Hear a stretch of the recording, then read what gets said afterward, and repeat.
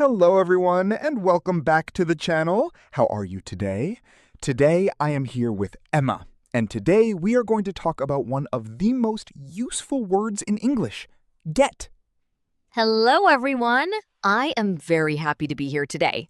Let's start our conversation. So, Emma, did you do anything interesting this morning? Not really. I just got ready for work and had some tea. Oh, see, you already used get without even thinking about it. You're right. I didn't even notice. That's exactly why this topic is so useful. Get is everywhere in daily English. I remember when I first started learning English, I thought get was such a simple word. And then? And then I realized it has so many different meanings depending on the sentence. Exactly. That's what makes it tricky, but also really powerful once you understand it. I'm excited to break it down today. Me too. Let's get started. See, there it is again. Good one. So, Emma, why do you think get is so important for learners? I think because it can replace so many other words. It's short, but it has a lot of meanings. Exactly. Native speakers use get all the time instead of longer words like receive, become, or arrive. That's true. I remember when I was learning English, this word confused me a lot. I understand. It's simple but tricky because the meaning changes depending on the sentence. Right, so let's break it down for everyone. Before we dive into the grammar, let me ask you something. What's the first get sentence you remember learning? Probably, how are you? And someone answered, I'm getting better. That confused me at first. That's a perfect example. Getting better means improving or recovering. Right, and I thought get always meant receive, so that sentence didn't make sense to me at all. That's a really common experience for learners. It happens to almost everyone. I'm glad it's not just me. Definitely not. Okay, let's move into the lesson.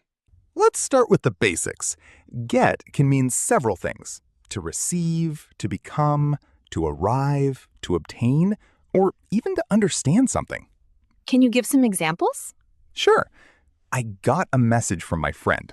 That means receive. It's getting cold outside. That means become. I got home late. That means arrive. Ah, that's a useful sentence. So the meaning really depends on the context. Yes, many people use it every day without thinking about the grammar. Let's give another example. Great idea. Can you get me a glass of water? That means bring or fetch. Perfect example. And here's another meaning: understand.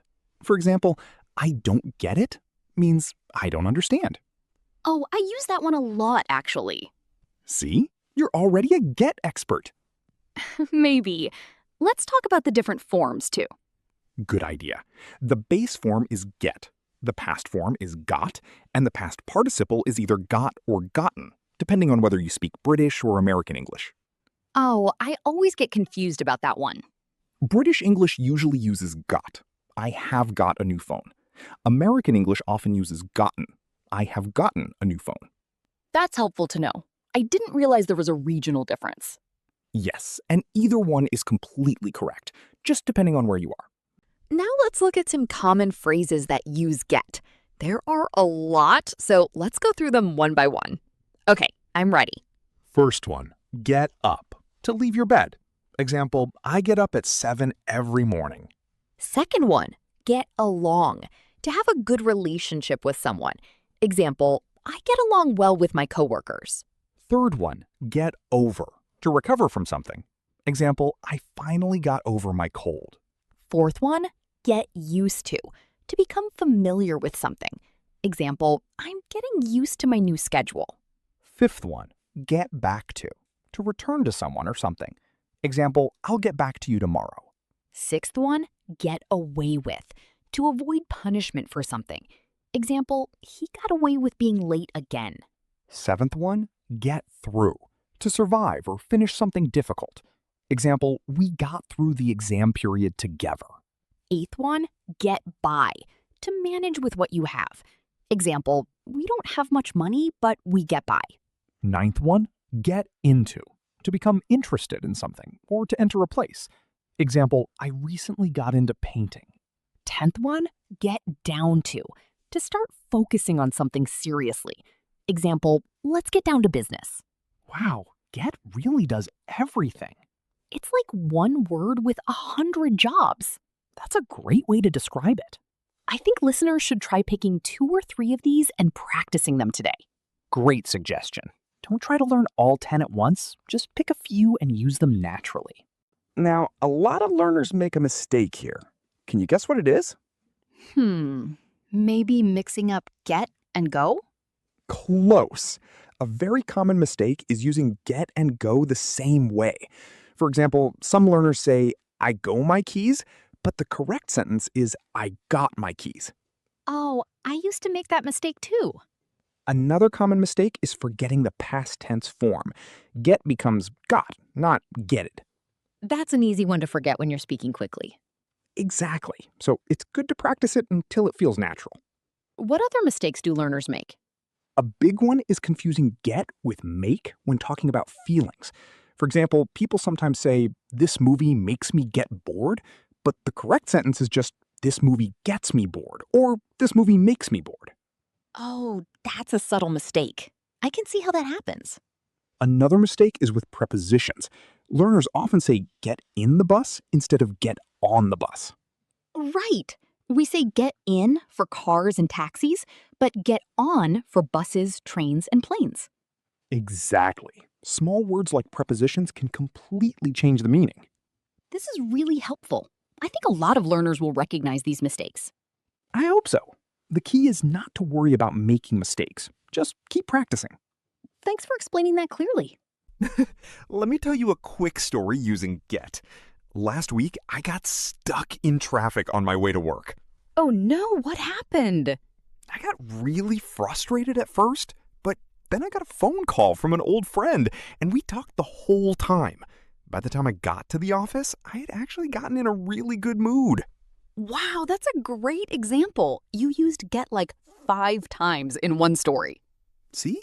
Once you get comfortable with it, it just becomes part of how you speak. I love that. It really shows how natural this word is in real conversations. Do you have a story too?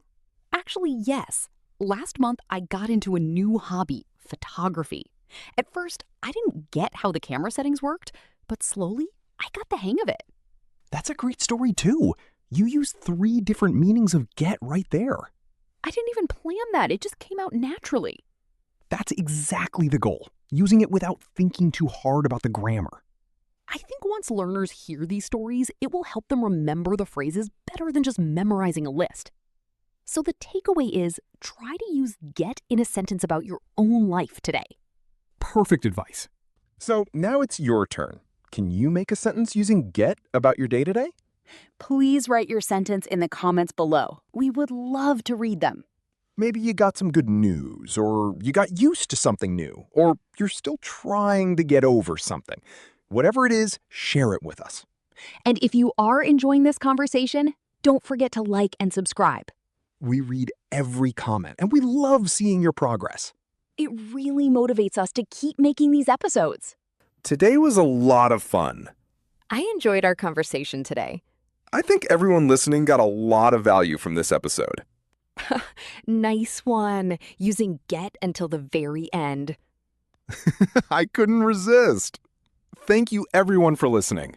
See you in the next episode. Goodbye, everyone.